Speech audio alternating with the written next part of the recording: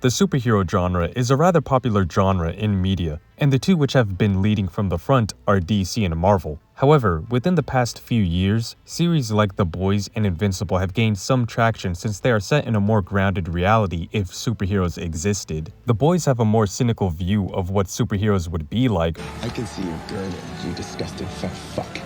Get off the fucking stage. But Invincible portrays some of its superheroes as having their morality put into question and if they are doing the right thing, and none of its characters embody this notion more than Mark. I'm sure you heard of the memes of Mark always getting beaten up, and while this is true, that is the point the first season was trying to convey. Being a superhero in a world full of superpowered beings isn't going to be a cakewalk for anyone. And Invincible at its core is a coming-of-age story. Mark is going to face a lot of hardships in the superhero world, so it's only natural he's going to get his cheeks clapped left and right. Mark is afraid of the challenges he has to face. The world continues to beat him down physically and mentally, but Mark refuses to stay down. There are a lot of characters who have unbreakable resolve in media, so Mark isn't anything new. But I do love how we see Mark is not this gifted prodigy, and he is actually afraid and not sure if he is cut out to be a superhero. So let's talk about why Mark is a freaking fantastic character. Also, keep in mind that I have read the comic, but everything I'm going to say in this video pertains only to the show. And before we begin, I would really appreciate it if you like and subscribe. I like making these videos and I genuinely appreciate your support. So with that out the way, let's begin. Before we discuss Mark, it is imperative to establish what Nolan told Mark when he was a young child. One night, Nolan sat down to Mark and told him he is probably aware that Nolan isn't like most fathers.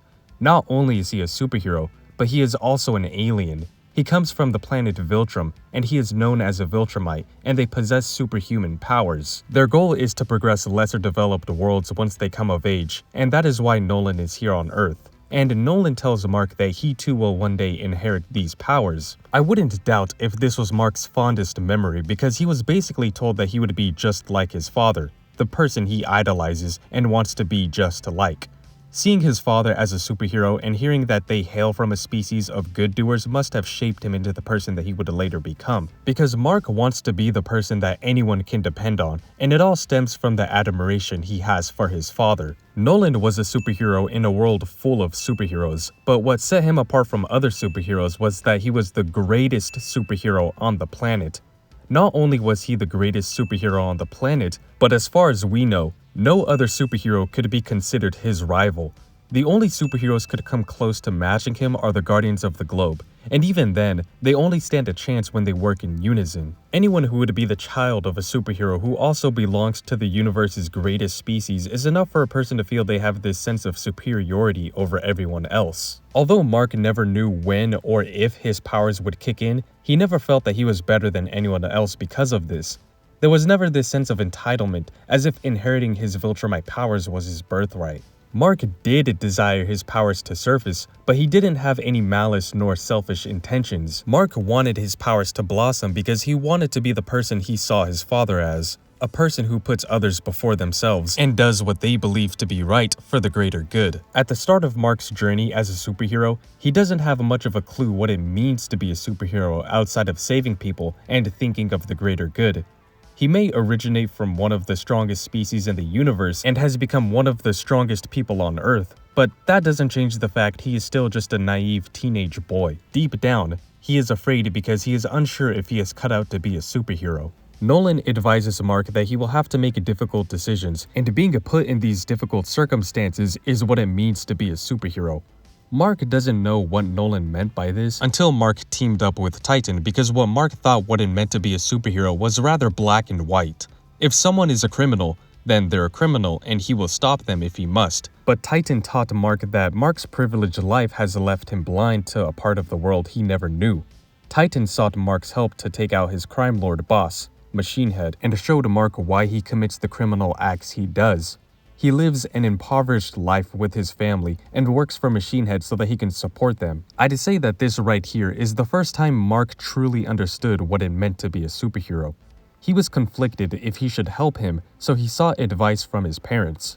Nolan said that helping Titan is beneath him because Titan is only using him. His focus should be on planetary threats instead of someone affiliated with the underworld. But Debbie tells Mark that helping someone is never beneath him, further reinforcing Mark's habits of always helping those who are in need. Mark does end up helping Titan, but he does suffer from severe consequences because of it. He is left hospitalized, and even though Titan did use Mark, he never intended for things to get this bad. Yet Mark doesn't express remorse for helping Titan because Mark may have felt that at the end of the day, what he did was a learning experience to say the least. At the end of the day, he can still say he did the right thing because Titan as the head of the criminal organization is better than Machine Head.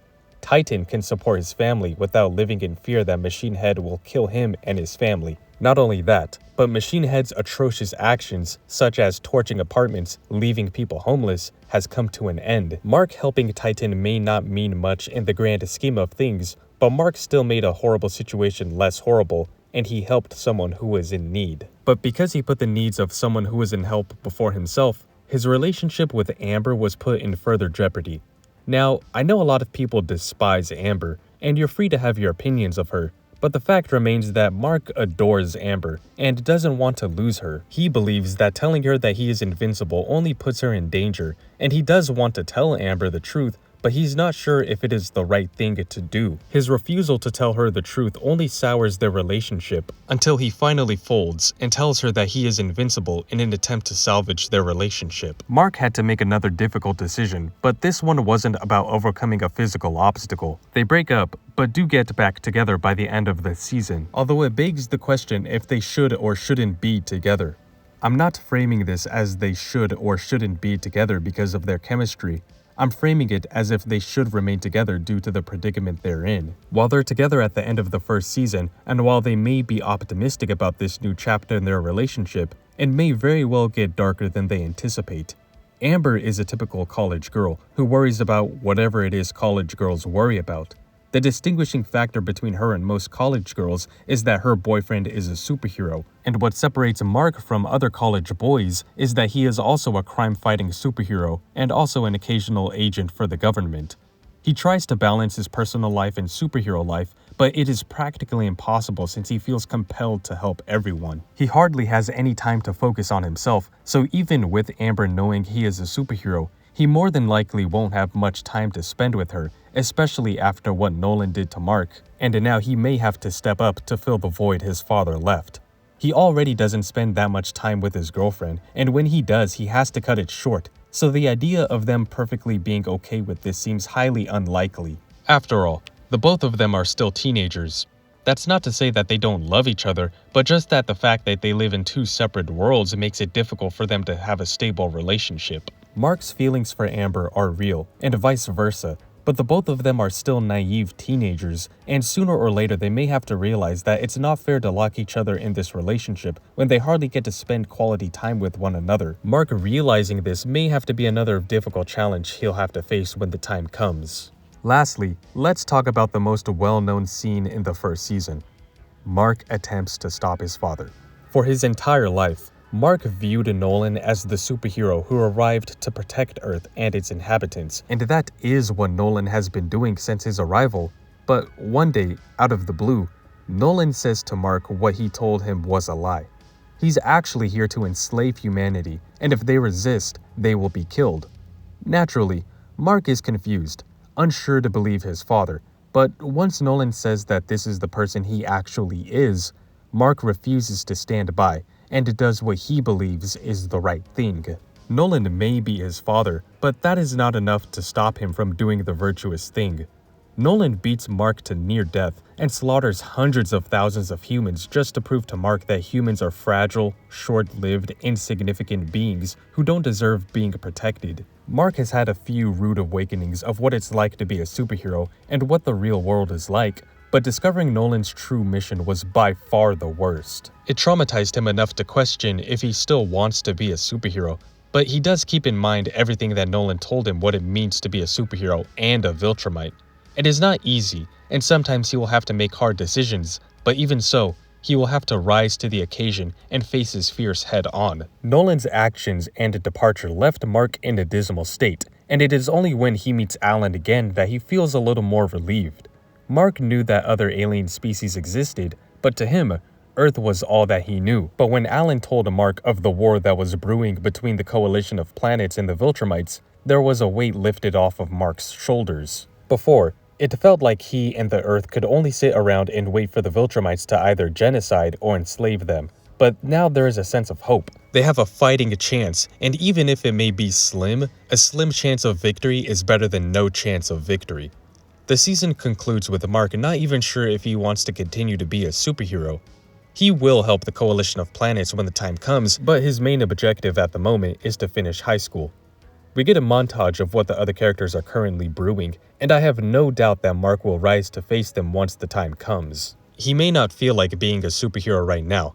He has been through a lot, and he has been pulverized by many enemies, as well as his father betraying him. But that's okay. He's still learning, and he will bounce back from this, because Mark is invincible. Anyways, that's gonna do it for the video. Hope you enjoyed.